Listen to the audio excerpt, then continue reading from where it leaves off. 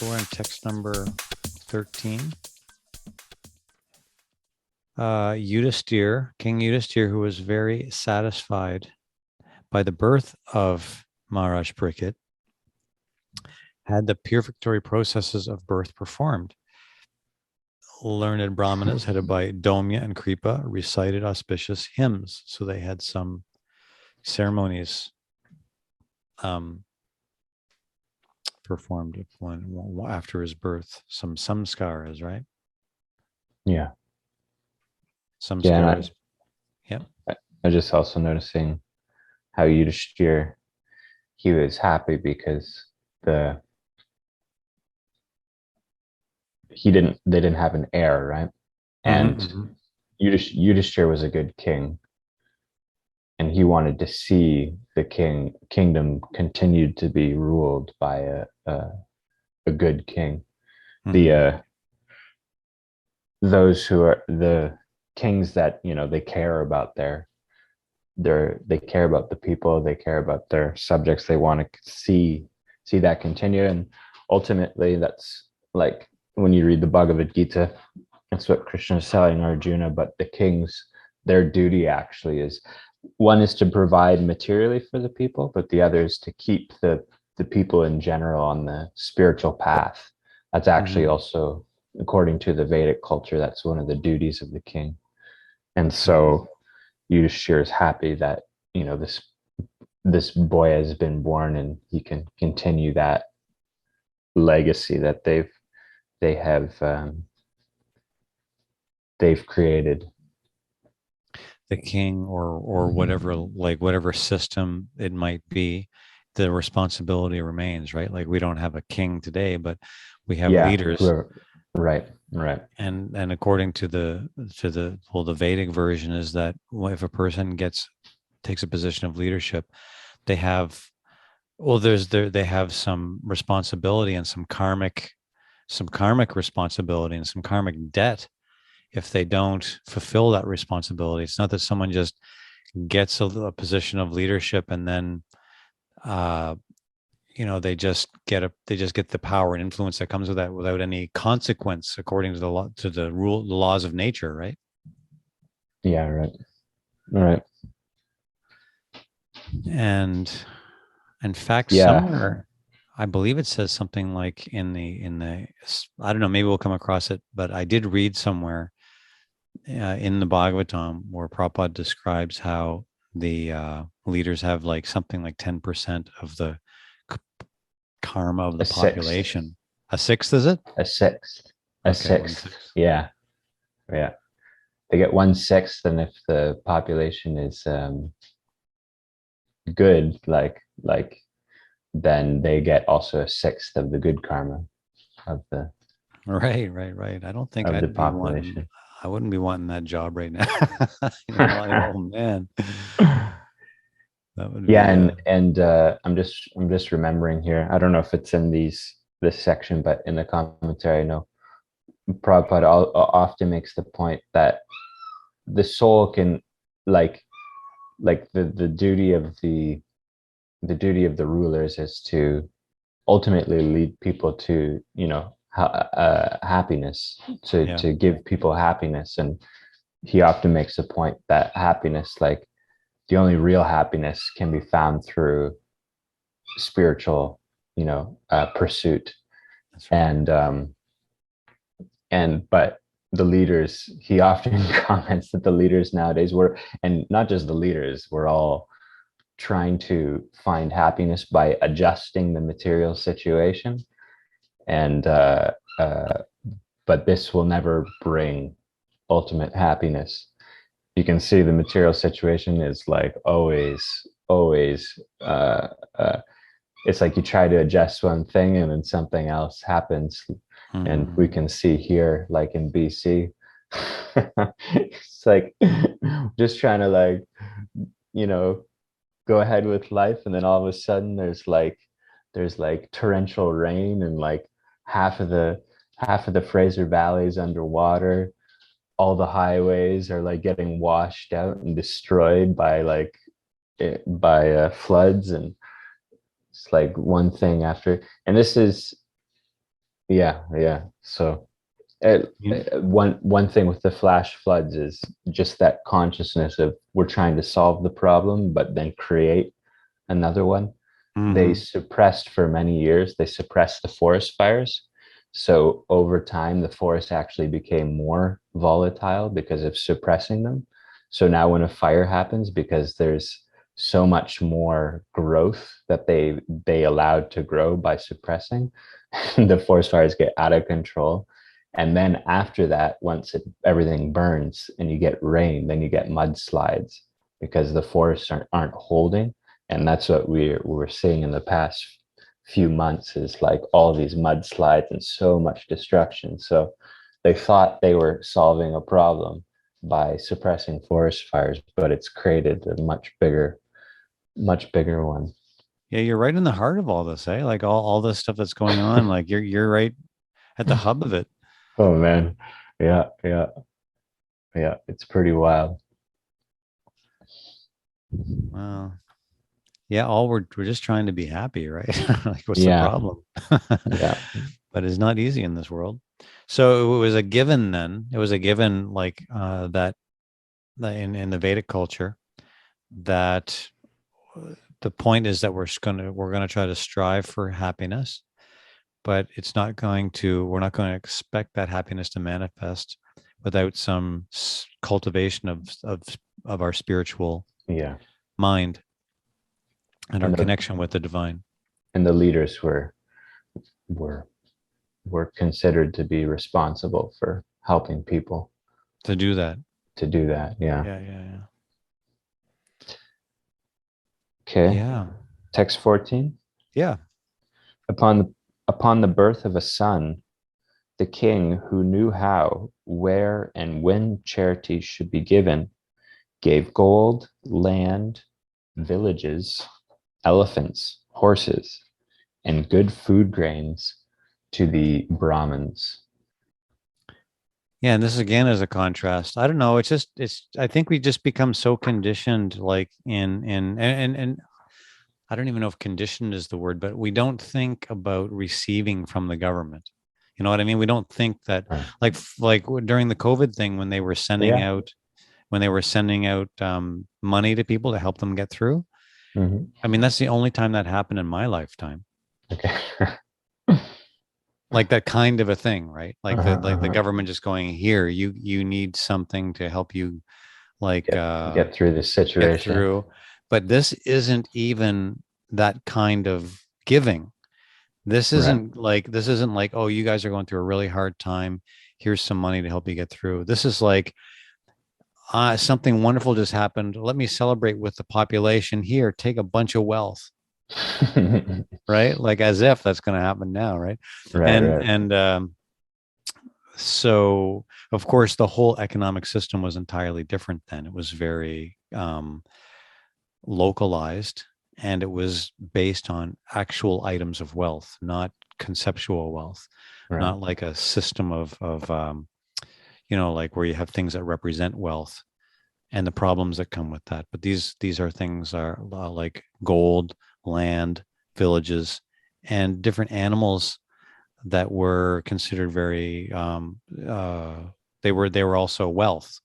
Mhm, mhm. But those animals, of course, were wealth not because they were slaughtered or abused or whatever we do with animals today. They were part of the community and they contributed as well. Yeah, yeah. So it's also a different concept of wealth. We're living in a different thing, right? And you can The appreciate that, I'm sure, quite a lot because you're dealing with real items of wealth there, which is interesting because as people are cut off from the supply of commercial items, and then the value of their wealth is called to question, right? Because I may have a bunch of money, but if I can't go to the store and spend it, what do I have? right, right. And I've actually got nothing. But if you've got like all of these real items of wealth like land and like vegetables or animals and things like that, these are real. Yeah. You can actually live with that. Yeah, like we have uh we live in a forest, so Mm. if it if we need to, if we really needed to, like we could build a house because we have the resources right here. Yeah. It's like, yeah, it is a wealth. It definitely is a wealth. I think it's interesting to keep this in mind because as we're hearing these descriptions, we're hearing about a different how humanity at this time was just organized drastically different than it is now. Right. And so when we hear these descriptions, it almost sounds like a fairy tale in one sense, like this king giving off like wealth, and like it's just kind of the kind of thing you hear in stories, Yeah, yeah, yeah. but the thing is that humanity can actually be organized around these principles, and there are a handful of people that still do it in some way, like yourself and that in the community in Sharanagati. I heard an interesting principle that I hadn't heard before, but the in these times, the system was that whatever anybody would make in a year, a quarter of that would go to the king, Right. and they just trusted the ruler. So it wasn't for this or for that. It was just it went to the king, and then the king would take it, and just where it was needed, he would put it back into Mm-hmm, mm-hmm, and invest it in a way in which it was needed, as opposed to now, like there's so many departments, and like your money goes here, it goes there. Like like it's a very complicated system. mm-hmm, mm-hmm. It's a very complicated system because, well, I don't know if this is the root factor, but I think there's a lack of trust. And so it's like you can't just give your money here or there because it'll disappear, right? It's like you Mm. have to have all these departments and everything's got to be accounted for, and like because money could easily disappear nowadays if there wasn't, like some kind of like system where everything's like, okay, this is exactly where everything, and still, obviously money disappears. But and of course at that time too, there was the same things were going on, but the idea is that it was less prominent at that time. And in the at least according to the Vedas, in the present age, it's more prominent, the kind of like cheating. And when Mm. cheating is more prominent, then things become a lot more complicated. Yeah, and this, when we think of kings and royalty and stuff like that, I suppose our mind goes back to what we know of like medieval Europe or Yeah. whatever, like where by that time it had degraded to a point where when it wasn't organized like this. It wasn't organized.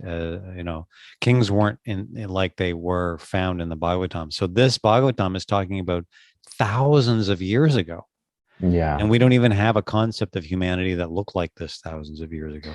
Well, we Like, don't, yeah, we don't study Oriental or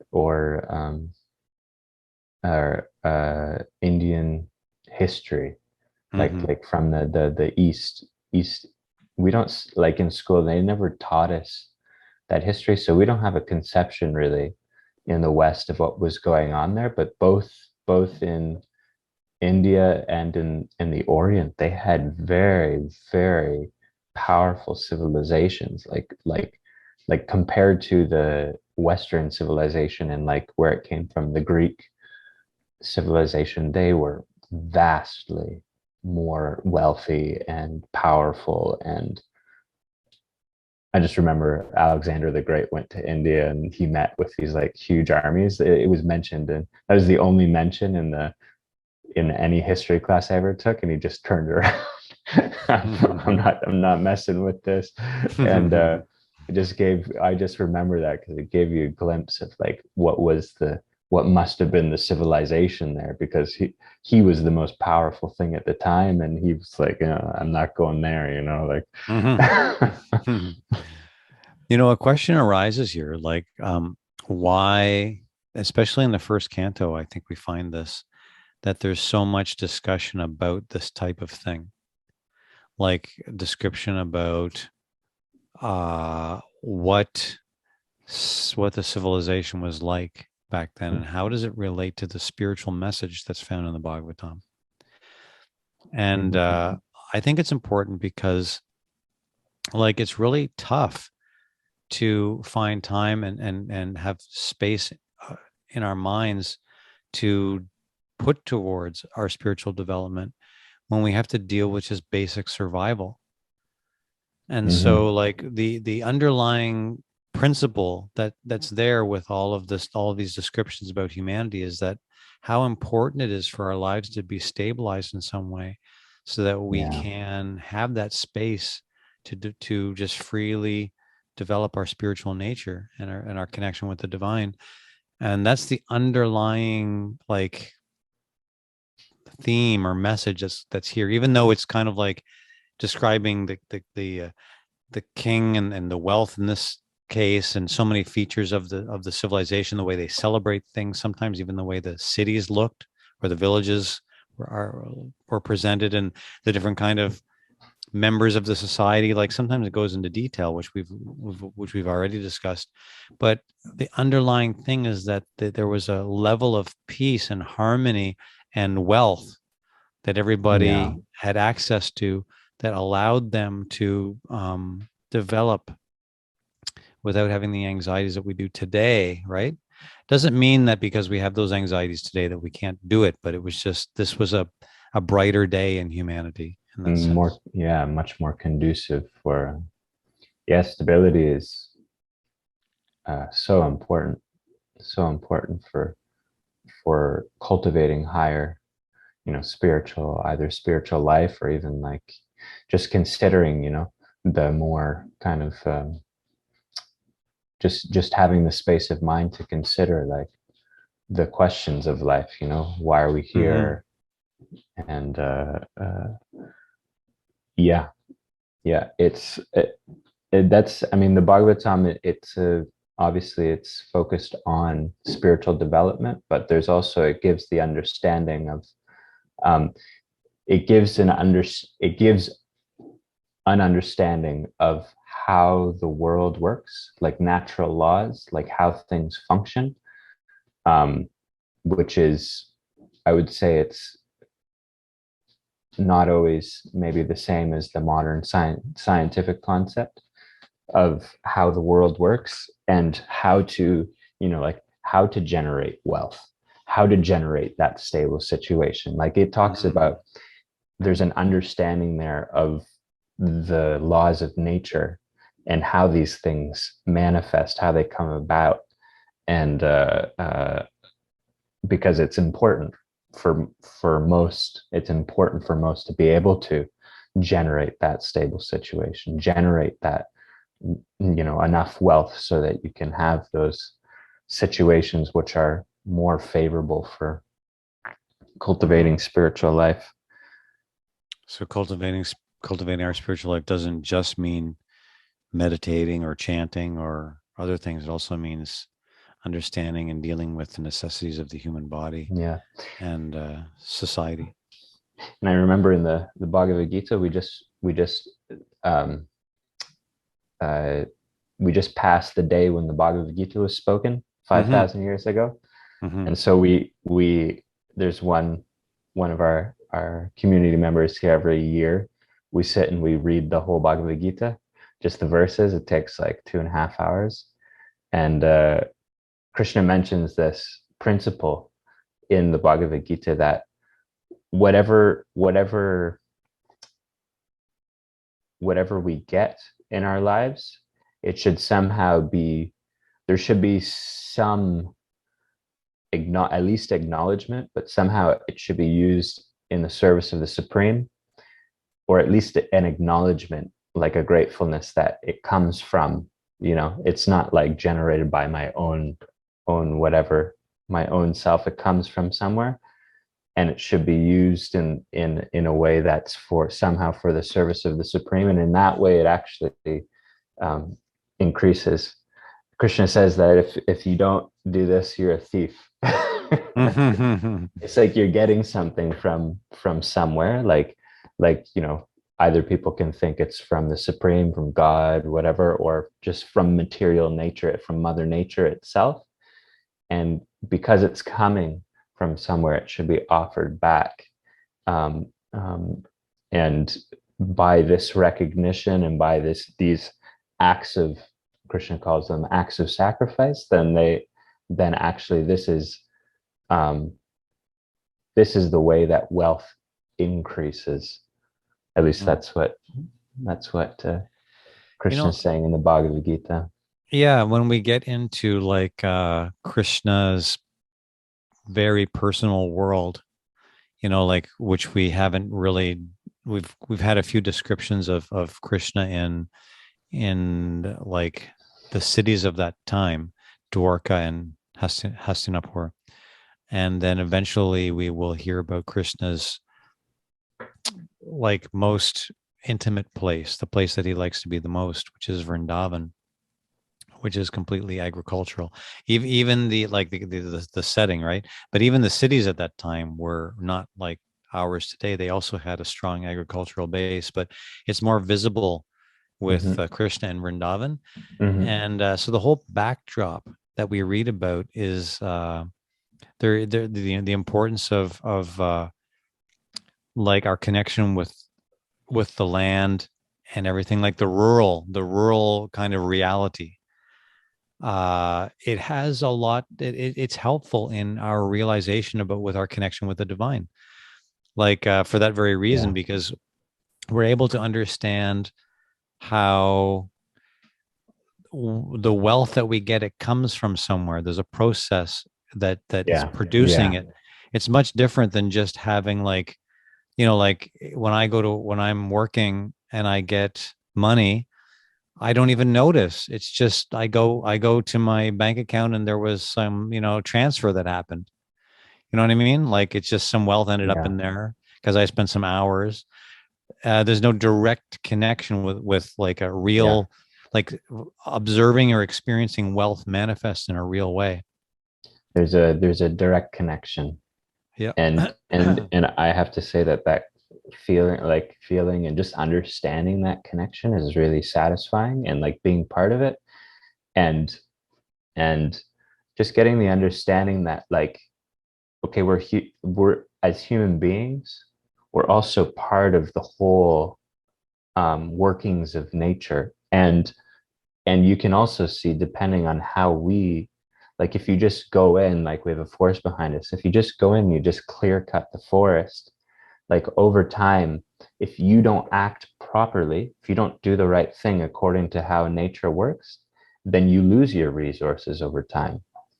But if you act in such a way that, I'm just speaking from a scientific point of view now, like perceivable things, like, same with farming. Like, if you farm properly, like, according to how nature works and how soil is built and all this kind of stuff, then you have a wealth, a sustainable wealth. But if you do it in a way that you just exploit the resources, you just take for yourself, like, immediately, then over time, those resources, they're gone. They're gone. So you can see how humans, we're not separate from nature. And I think in the city, it's easy to kind of like forget about that, because you don't see the effect necessarily so much that our lifestyle has on nature. But we're very much a part of the whole workings of nature. And if we live in the way that we're supposed to live, in harmony with that whole bigger picture, then things are very sustainable and Mm. abundant also, and very abundant also. But I think we've developed kind of a human centric model, where it's like we can just do whatever we want, and we can, according to our, whatever scientific or technological advancement, we can fix any problem. And but it doesn't work that way. And especially when you live in it, you can see, like, you have to be conscious of how you interact with nature, and you have to find out what's my proper place in it, and how can Mhm. I, it's not just an exploit thing. It's like, how do I serve in this, environment, and I think this find the harmony in it. I think this is a really important point in terms of like the relevancy of bhakti, especially as a spiritual practice in this age. Mm-hmm. Like because it's not that all of a sudden like the world's going to just become agricultural. The reality is that most of the people live in urban environments. Mm-hmm. And so I think what you're saying though ties into why bhakti and the process of bhakti is so important in this age that we live in. Because when you live in that environment where you can see how your actions are impacting the environment, and you can understand that you can't just exploit because you get the results, Mm-hmm. and you depend on the results so that you can Right. experience wealth or experience stability. Then I think that living in that reality like creates a mindset in relation to exploitation. Right. So you're living, you're experiencing a living environment, and you, out of necessity, even if it's not out of realization, um, understand that there's limits to how you like to what you can do in terms of exploitation. Right. Um, so, but when you're removed from that environment where you learn those lessons naturally, right, then you're put Right. into an environment where you don't have that, like those natural lessons coming about, like the results of exploitation. Right. Then those tendencies to exploit become pronounced, and they get directed towards, well, the most natural thing going on in the cities is other human beings. Like Right. we're the most natural, like we got some trees, and there's some gardens and stuff, there's some parks, but most of the interaction with the natural interaction is happening mostly between human beings. Right. And so without that, and so that tendency to exploit becomes uh it becomes, I don't know, you see Directed where I'm, towards human beings. yeah, it becomes directed towards each other, right? And we don't have Right. like, you know uh, and neither is our wealth or our well-being, like neither can we see the connection as tangibly and directly as you can see it in that natural environment that, say, you're living in. But I can try to exploit people or treat people however I want, as long as I can keep my job. I still get that deposit in my bank account. Right. Right. And so there's like, I don't know if I'm making this No, clear what I'm no. trying to I say here. like I like where you're going with this, because I think Uh-huh. the principle is the same, because the same thing, if you exploit other human beings, it also, you get a reaction for that, because I think in a city, and amongst human beings, there's a wealth in community, and a satisfaction for the human spirit in community. And when Yeah. you can't just treat people however you want, because it just naturally, if you do that, if you exploit people, they won't want to associate with you, Hmm. because like it's not enriching for their lives. So they'll naturally, like, you'll end up alone. And there's a wealth also in human interaction, just having that human social interaction. Yeah, um, absolutely. and I think in the last few years, I think we've definitely felt that, Hmm. having that kind of like very restricted. um, so that, I think that principle, it's, we have to also, in those human interactions, we have to learn what's our place, how to contribute, how to serve best, in such a way that, like, the you have a healthy human atmosphere also. Yeah, and I think this is where like the practices of bhakti are especially important, because let's say like in when you're living dependent on nature, okay, so you'll learn these things about exploitation, But this other more subtle lessons or more refined lessons also come. Like you plant some potatoes in the ground, you need to develop patience. It's not like you're going to come back the next day and they're going to be there. You know, there's lessons that come from interacting with nature in terms of our Right. qualities, Right. Right. but we may not be getting those same lessons living in kind of like a um I don't want, I guess, I don't know if I hesitate to use the word artificial, but I'll use it for now. Like living in an environment that is separated from nature. Yeah. Let's Yeah. just say that, like an urban environment.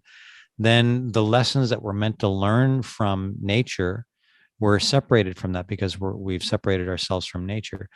But then so in comes bhakti, and I mean it does. It's also good. This process is also as relevant in an agricultural setting. But it's just striking me at the moment about how practical this is for an urban setting in particular, Hmm. because there's a specific focus on developing, say, patience, tolerance.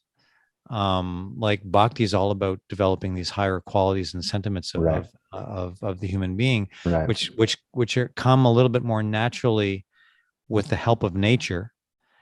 Right. Right. Um, Right. but bhakti through chanting and giving specific practices on how to develop these qualities is especially relevant for humanity, because if we don't develop these qualities, then we're not necessarily learning them in Right. the setting that we're living in. Right. Right. And these Right. qualities are essential to spiritual development and spiritual consciousness, because like you just made this point about the wealth of actual community and the stability that which we were talking about earlier that we need in order to really focus on spiritual life. We need to have uh, some kind of stability in our community, in our human relations, in order to focus and develop on our spiritual life as well. So the practice of bhakti, the qualities that become manifest in the heart through chanting, they're essential Hmm. Hmm. to helping us develop things that we are usually as humans moving towards because of our, if we take humanity and like as being around for millennia, like the history of humanity is that we have been more in touch with nature and whatnot, a more agricultural Yeah. based life where we learn these things naturally. I'm kind of rambling now, but like I'm trying to say how, especially in urban setting, it just seems so apparent to me. So how Yeah. Yeah. relevant it is, right? Right. Right. Right.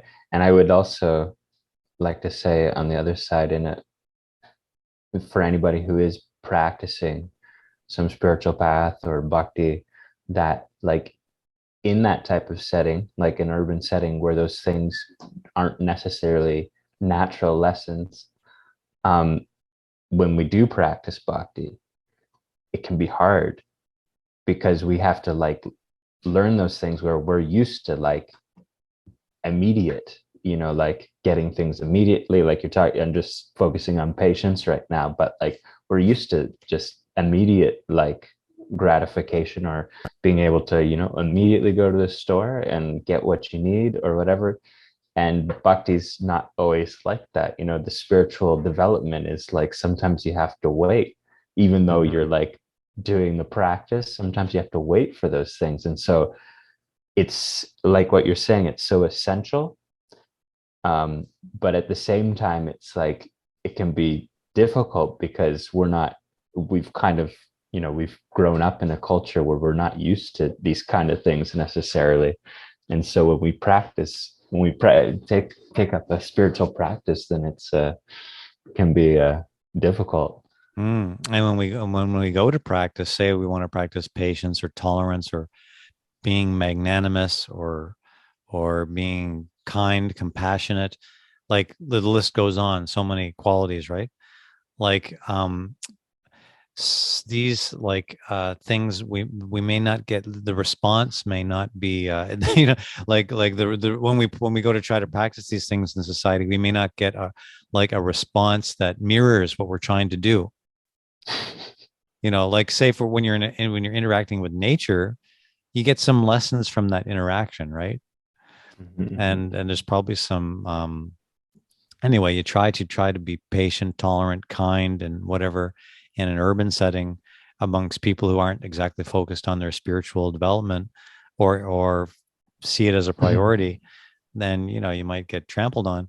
So um, that also means that it's very helpful to have company with people who are also interested in doing these things, like association Right, with people who are also interested right, in right. developing spiritual qualities. It's one of the prime things. The one of the pillars of bhakti. One of them is um, sangha. Well, what are those three things? There's like guru, sadhu, and shastra. Right, right. So sadhu would be like that, Association the of association, and shastras, of course, like the what we're reading here, the Bhagavatam, the knowledge, and guru is the is having a teacher as well, having some yeah, teacher. These three things are really important yeah, ingredients in making it all work. See, like, we talk about all of this, but it comes down to a very practical and like it's applicable. You know what I mean? Like it can be yeah, applied in life. yeah. These principles are, and they're helpful. Yeah. They're helpful for having a more wholesome, peaceful, satisfying life, Hmm. both spiritually and materially. They're very helpful. Yeah. That was an interesting little tangent. I kind of like how we're digging into this part because there is a good chunk of in the first canto especially that does focus on like what civilization was like at that time, and it's kind of cool to read about it, but it's also nice to think about how is it relevant. Yeah, yeah, You know what yeah, I mean? But it is, it is relevant. for sure, for sure. So that was text 14, right? Yep. Text 15. The learned brahmanas, who were very satisfied with the charities of the king, addressed him as the chief amongst the Purus and informed him that his son was certainly in the line of descent from the Purus. Just talking about the dynasty here. So, he's just given all of this wealth to his people. And naturally, there's some kind of reciprocation there. There's a feeling of, there's a mood there, Hmm, which hmm. is also valuable, this kind of relationship. And this is the in the Vedic culture, and probably even in the today, not in the forefront, obviously, but it's there in people's minds. But the ruler would be considered the representative of God. So how the ruler acts reflects on who the supreme is as a person. So in this, what we're reading about here is a king who's actually doing things that the people like. It describes there were certain kings at this time that people considered they were it was like their father, and they loved the ruler. They really loved because they felt cared for. They had all the things that they needed, and they felt like spiritually satisfied. And so there was actually a feeling of love there for the ruler. And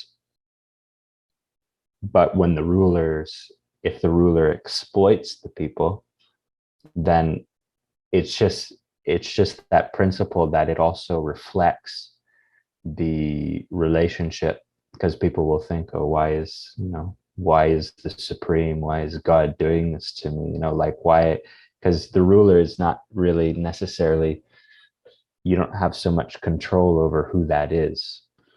And so it's you end up in a situation which may be very nice or it may be very oppressive, and that position reflects on um um you know the supreme authority. Any authority position it reflects on. And so if we have like somebody who's a good ruler, then that people get a positive idea of what authority is, what it can be like. And that's actually, I mean, if you read the Bhagavatam, that's the conception of the supreme, is somebody who's very um, concerned with the welfare of all living entities. Yeah. Yeah.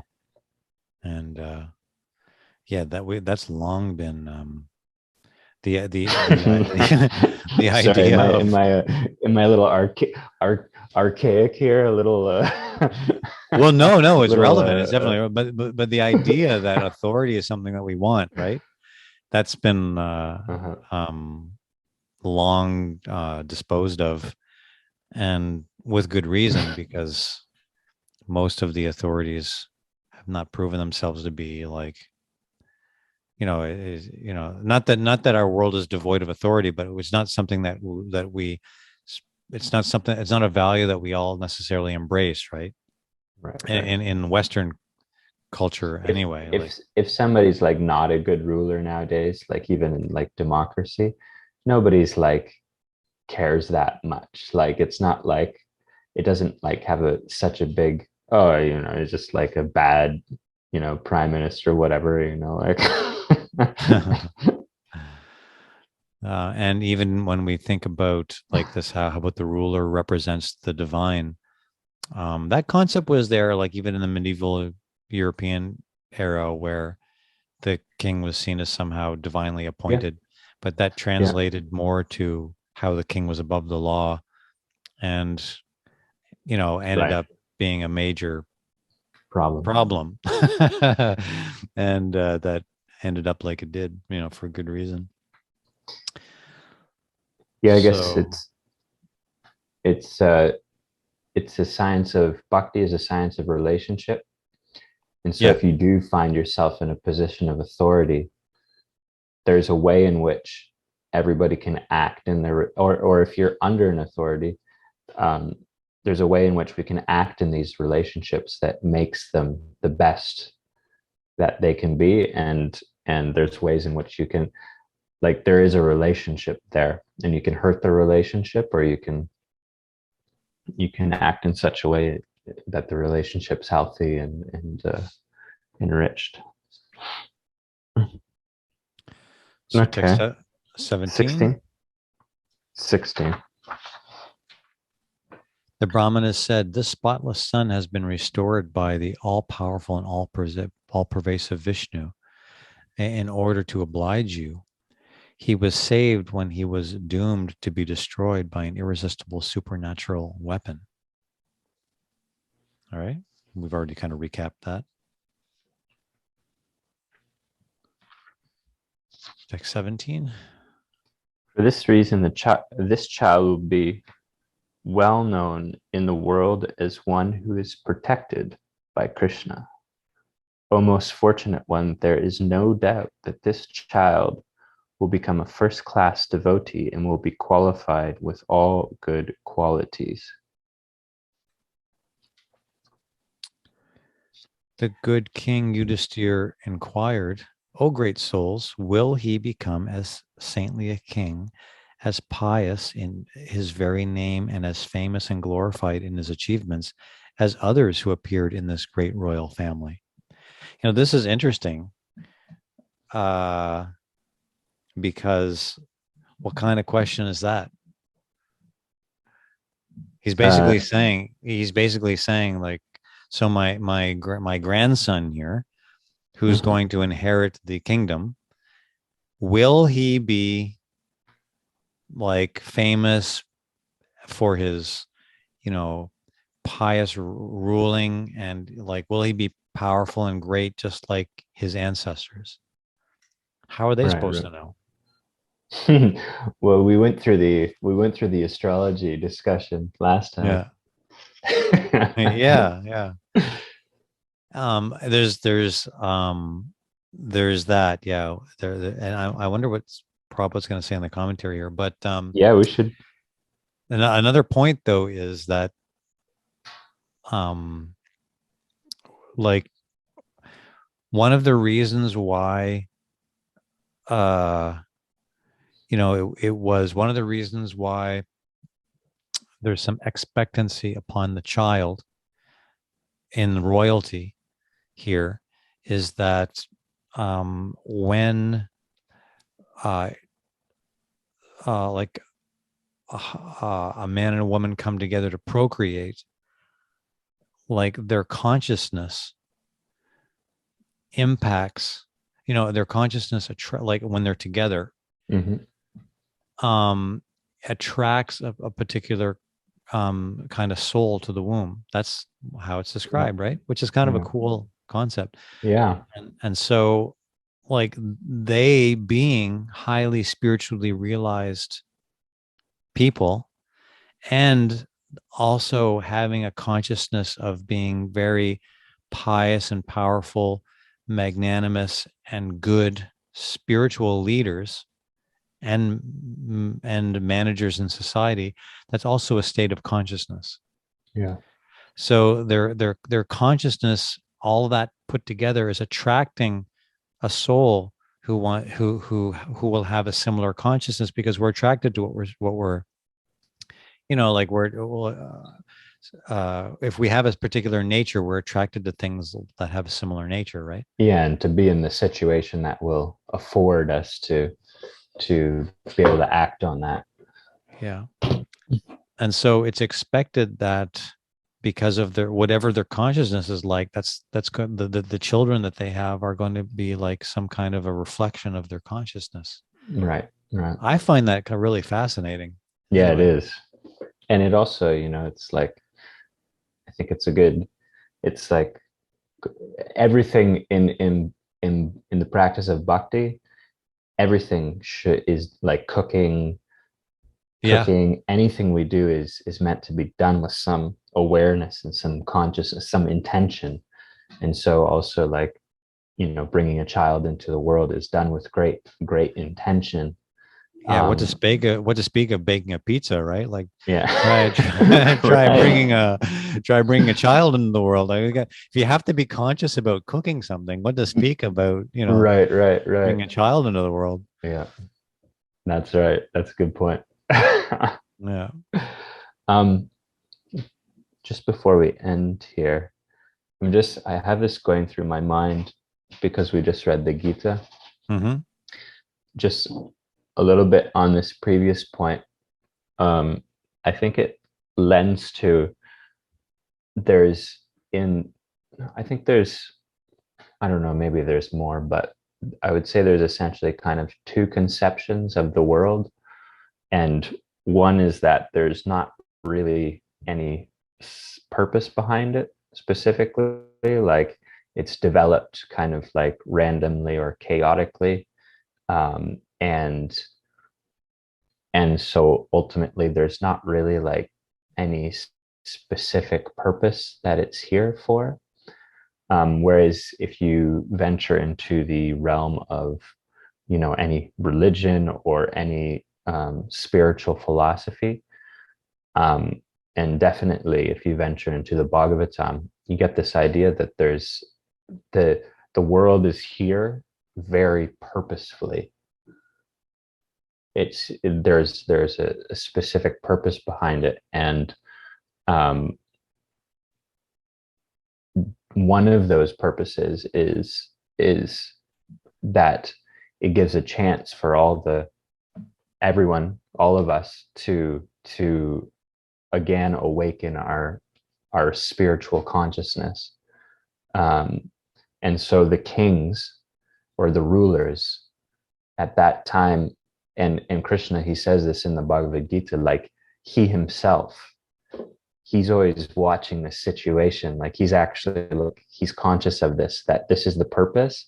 And when he sees that the world is going away from that, then he gets involved in some way or somehow to help put the emphasis back on, like this is the purpose here. And so the kings at that time, like we're talking about Yudhishthir and Parikshit, you can see Krishna actually personally, he in both cases, if you read the Mahabharata, he helped the Pandavas in so many ways, like Yudhishthira and Arjuna and his brothers, and he also, we were reading, he helped Parikshit. He kept him alive, in the womb, because his purpose is that, like, he wants to see people become happy through spiritual realization. And so when there's actually a good ruler, or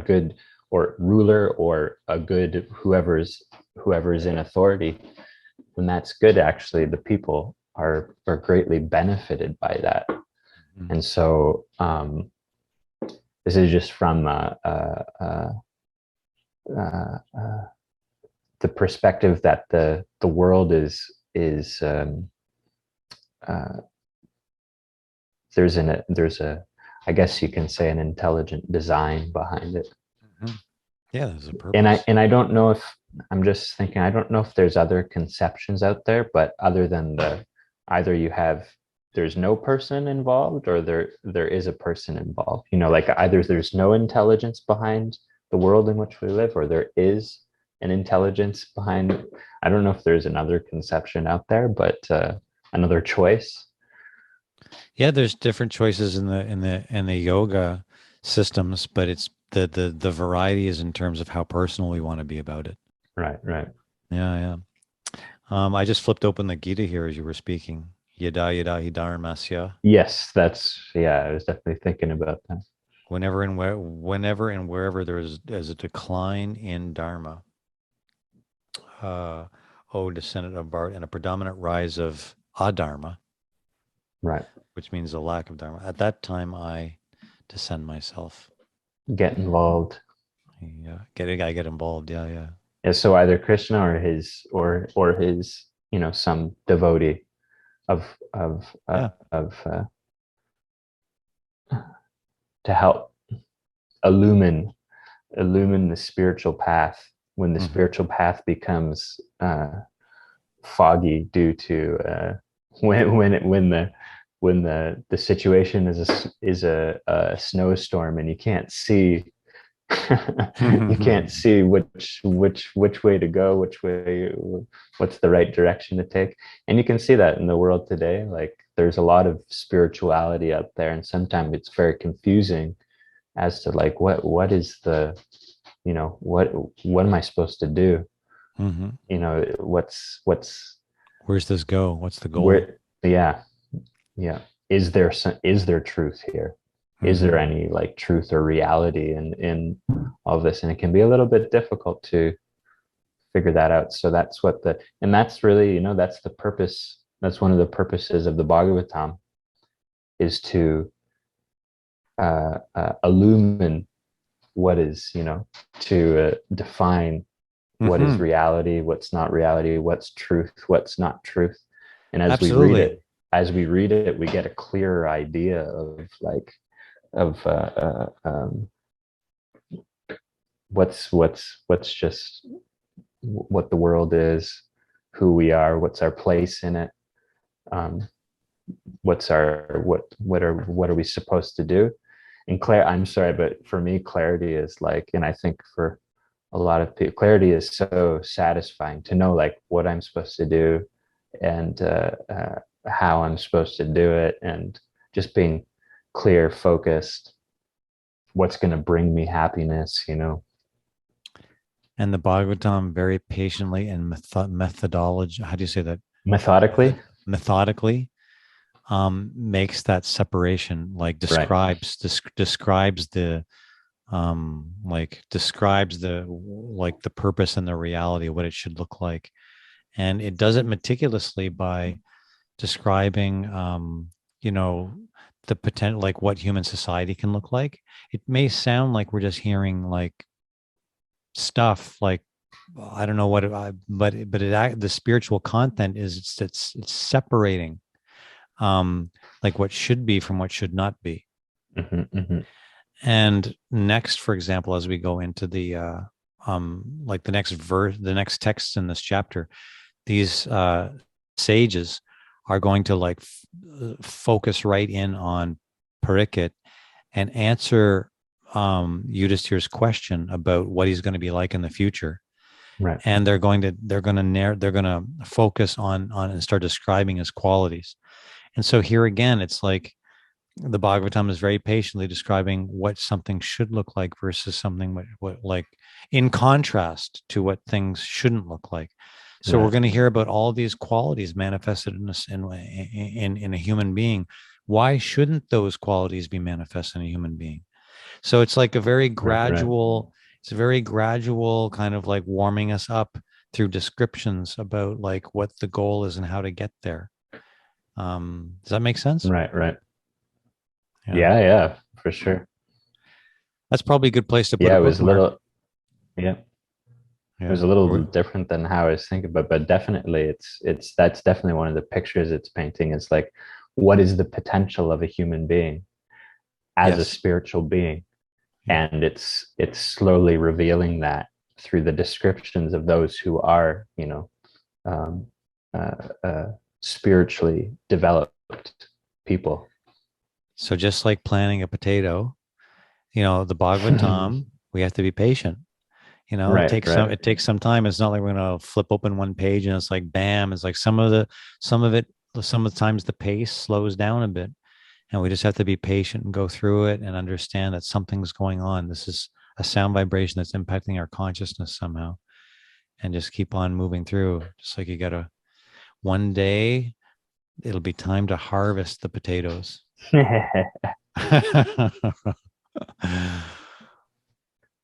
Yeah. can put that as the name of the class. Yeah. Well, the, time the discussion. when to harvest the potatoes. Something like that. Wait to harvest. Okay. Anyway, we'll put a bookmark there. Thanks, Rihat. That was great. I really enjoy these conversations with you. Yeah, that was nice too. It was fun. I look forward to the next one.